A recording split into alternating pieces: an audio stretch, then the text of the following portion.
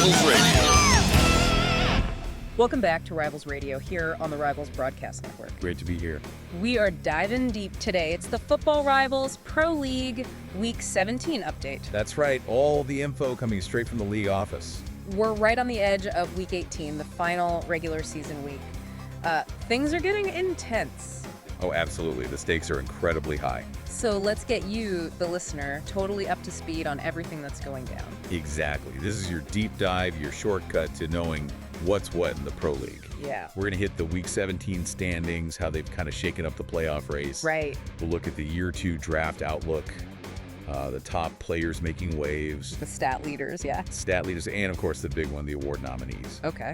We want you to know not just what happened, but, why it's a big deal. Maybe some surprising stuff in there too. All right, let's do it. Where do we start? Apex Conference. Let's kick off with the Apex standings after, 17 tough weeks. Oh. Apex East.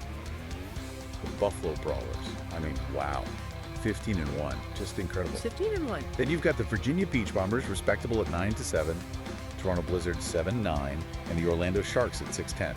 Okay, East is pretty clear at the top. Very clear. Apex North.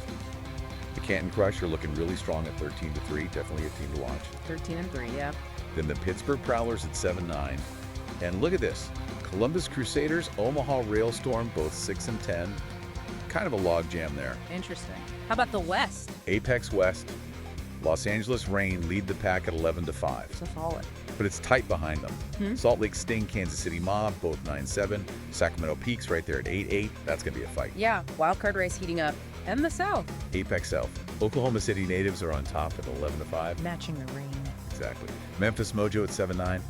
And then, tough seasons for San Antonio Law at 4-12.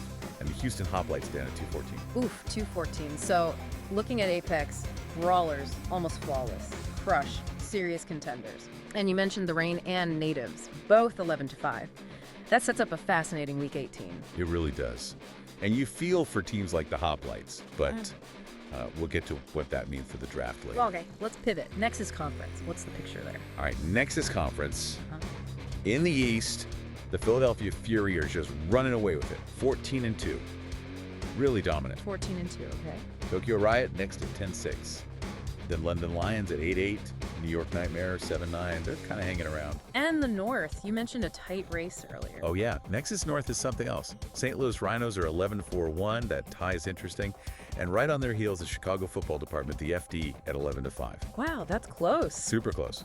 Anchorage Ice Pack are in the mix at 9-7. Vancouver Mammoth struggling at 5-11. Okay, North is the one to watch for the division title. Absolutely. Nexus South, Louisville Wildcats lead at 9-7, but the Austin Strangers are right there at 88. Still a battle. Still alive. Yep. Melbourne Marauders are 6-10, and the Mexico City Firebirds had a rough one, 3-13. 3-13. Okay. And the West. Nexus West, Albuquerque Dukes sit at .500, 8-8. Then you got the Honolulu Surf and Tucson Sandstorm, both 6-10, and the Portland Grunge at 4-11-1. Another tie there. So, Nexus summary, Fury looking very strong. That North battle, like you said, Rhinos versus FD, is huge. Huge implications. And yeah, teams like the Firebirds, the Grunge, they must be looking ahead, right? Thinking about the draft. Oh, absolutely. That's got to be the focus now, which, leads us right into the Year 2 draft outlook. Perfect transition. How does that work? Worst record gets the top pick. Exactly. Standard procedure. Based on these Week 17 standings, the team with the worst record gets number 1 overall. So who's got it? The Houston Hoplites, finishing 2-14, will have the first overall pick in the Year 2 draft. Okay, number 1 for Houston. Followed by the Mexico City Firebirds at 3-13, they get the second pick. And the San Antonio Law, 4-12, they secure the third overall pick. Man, tough seasons, but like you said, a huge opportunity. What does a top 3 pick really mean in this league, strategically? Massive. I mean, it's a chance to fundamentally change your franchise's direction. Right. You could target that cornerstone player. Maybe it's a franchise QB, maybe a dominant edge rusher, a game-breaking receiver.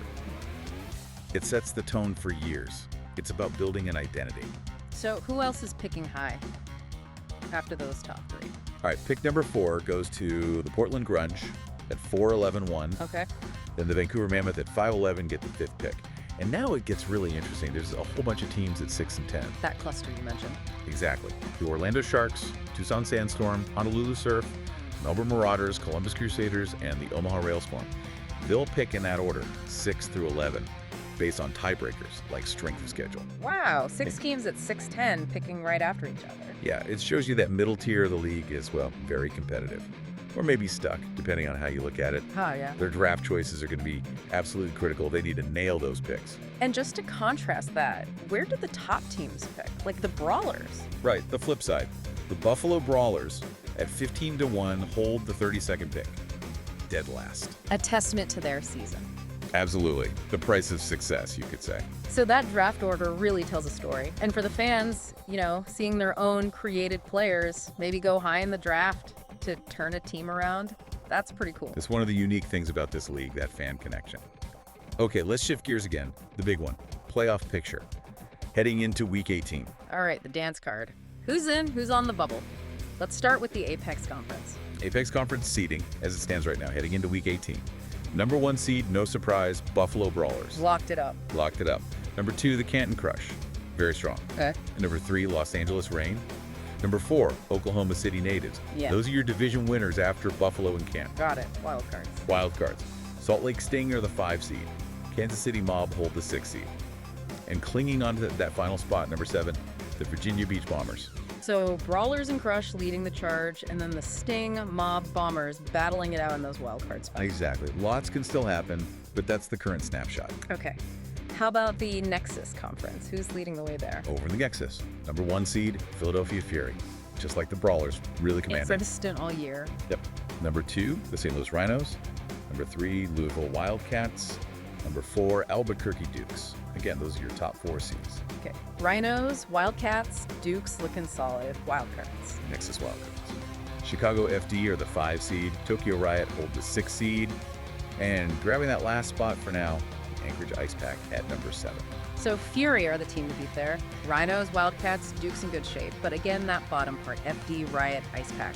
Week 18 could shuffle things. Oh, absolutely. A win or loss in Week 18 could change everything for those teams fighting for the final spots. The seeding, even just getting in, huge drama. High stakes indeed.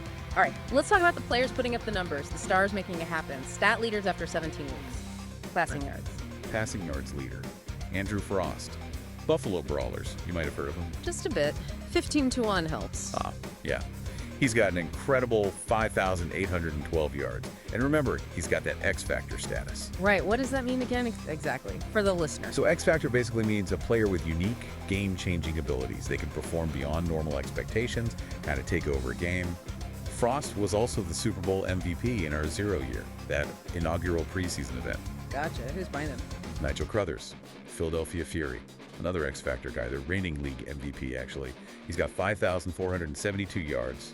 And then Curtis is third with 5,411, elite company. Wow. Incredible numbers through the air. What about on the ground? Rushing leaders. Rushing yards. Ronnie Leake, also for the Buffalo Brawlers, leads the way with 1,813 yards. League. Okay, he's a superstar. That's right. Superstar status means an elite top-tier talent, someone who really elevates the team. Leake is just a tough north-south runner, always falling forward. That Brawlers offense is loaded. It really is. Levy is second in rushing with the 602 yards, and Bush is third with 1,505. Okay, so passing, rushing. Who's catching the ball? Receiving leaders. Receiving yards leader is Silva with 1,662 yards. Phil. Then Terrence Andrews, the superstar receiver from the Brawlers, told you they were loaded. He's got 5,505 yards. He was actually second in Offensive Player of the Year voting last year. Okay. And Travis Connell from the Anchorage Ice Pack is third with 1,399 yards. He's an X-Factor player himself, led the 0 year in receiving. Great group of receivers. All right, defense. Let's start with the guys getting after the QB, sacks leaders. Sacks leader is Tony Pearson, edge rusher for the Oklahoma City Natives. He's a superstar. He's got 18.5 sacks. 18.5? Get this, though. Yeah. He only played half the season due to injury. What? Seriously, that's incredible. Isn't it? Just shows how dominant he was when he was playing. Unreal impact. Who else is up there? Greg Kelly from the Brawlers has 17.5 sacks, and Grant from the Reign has 16.0. So fierce competition for sacks. Pearson's story is amazing, though. Okay, interceptions. Who's picking off passes? Interceptions leader is Brian Moreland, the superstar cornerback from the Louisville Wildcats. He leads the league with 9 picks. 9. That's elite territory for a corner. Absolutely elite. Hilton is second with 6 INTs, and Rashawn Spellman, another superstar who actually tied the league lead before, he has 5. Moreland leading the way. Is he just a ball hawk? Great instincts? Yeah, seems like it. Incredible ball skills, reads the QB so well. A real shutdown corner. All right. And finally, the guys cleaning everything up, tackles leaders. Tackles. Van is leading with a massive 217 tackles. 17. Yeah. Griffin is second with 202, and Pitt is third with 180. Those guys are everywhere on the field. Just fantastic stats across the board. It really sets the stage for the awards, doesn't it? It absolutely does. And it's time to talk about those nominees for the Football Rivals Pro League Awards, based on performance through Week 17. Let's hear them. MVP first, the big one. MVP nominees: Andrew Frost, Brawlers; X Factor, 0-year Super Bowl MVP; Nigel Crothers, Fury; X Factor, reigning league MVP. Hard to argue with those two. The front runners for sure. But also nominated: Jenkins from the Bombers, McCarthy from FD, McNamara from the Crush, Okay. George Burrell, the superstar QB from the Reign, led all QBs in rushing, Watson from the Natives, Griffith from the Rhinos, Lots of great candidates. Carlos Green, the superstar from the Mob, he's a 2-time MVP in other leagues, and Bayless from the Sting. It's a stacked list. You can check the league channel for all the names. Truly an incredible list for MVP. What about the coaches? Coach of the year. Coach of the Year nominees: Gaffney from the 15-1 Brawlers, obviously, Brock from the 14-2 Fury, Makes sense? Russian from the Crush, Peters from the Reign, also getting nods for their strong seasons, Fry from the Riot, Wagner from FD, Gable from the Natives, Gallows from the Wildcats, Holland from the Rhinos, Jackson from the Bombers. A lot of great coaching this year. Yeah, recognizing the guys who put the plans together. Offensive Player of the Year, are there separate awards for each conference? Yes, Offensive Player of the Year nominees for both Apex and Nexus. Okay. In Apex, you got to look at guys like Ronnie Leak, the superstar RB from the Brawlers; Silva, the receiving leader; Terrence Andrews, superstar WR from the Brawlers. Okay. In Nexus, Nigel Crothers, the Fury QB, obviously; Branch, Hobbs. Remember Johnny the Hobbit, Hobbs from the Riot? Yeah, the creative player walk-on story. That's him. What a season he's had. He's nominated. It's about who drove the offense most effectively. Love that story. Okay, Defensive Player of the Year. Again, both conferences. Yep, DPOY for Apex and Nexus. Apex nominees include Tony Pearson, the native superstar edge rusher despite the injury. Has to be considered. Absolutely. Greg Kelly from the Brawlers, Grant from the Reign, also in the mix. Strong candidates. Nexus DPOY nominees: Hill, McMillan, Cooper, Cody Meltzer, the X Factor from the Riot, Belts are right. and Brian Moreland, the superstar corner from the Wildcats, with those 9 interceptions. He's got to be up there. Moreland season has been special. All right, let's talk rookies. Rookie of the Year. Rookie of the Year, again, Apex and Nexus. Yeah. Apex offensive rookies. Silva, the receiving leader from the Sharks, has been outstanding. Watson from the Natives too. Okay. Nexus, Johnny Hoggs again. That kid's gonna rack up some nominations. Aw, good for him. And McCarthy from FD has also had a fantastic rookie campaign on offense. Great start for those young guys. Defensive Rookie of the Year. Defensive Rookie of the Year: Apex. Price from the Crush, Turner from the Peaks have impressed. Okay. Nexus, Lane from the Riot, and Bullard from the Fury have shown they belong, making plays on D right away. Solid young talent coming into the league on both sides of the ball. Now, there are positional awards too, right? Best QB, best RB, etc. Yeah, we've got nominees for Best QB, RB, WR, AOL, DL, LBDB, and Kicker in both conferences. Can you hit some highlights? Maybe mention those X Factor or Superstar guys again? Sure thing. Best QB, you've got Frost, the Brawlers, X Factor, and Crothers from Fury in the mix.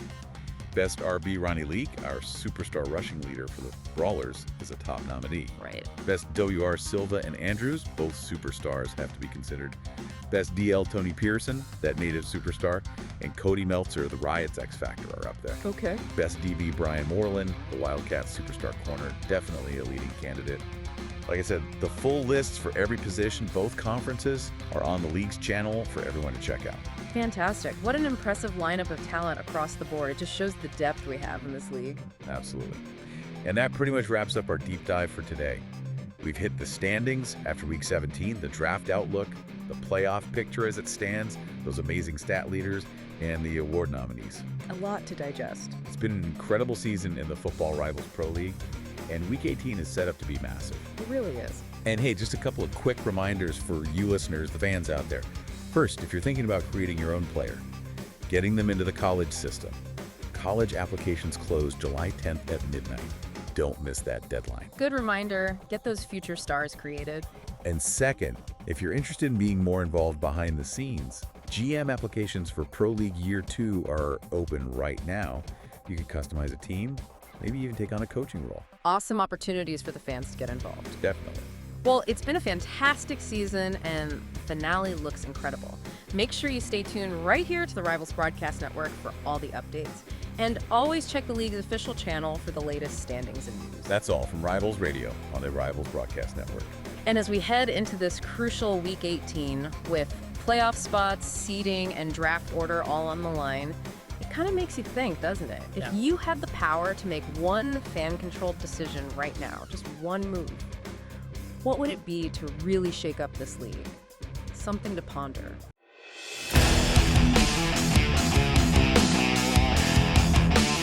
It's Rivals Radio.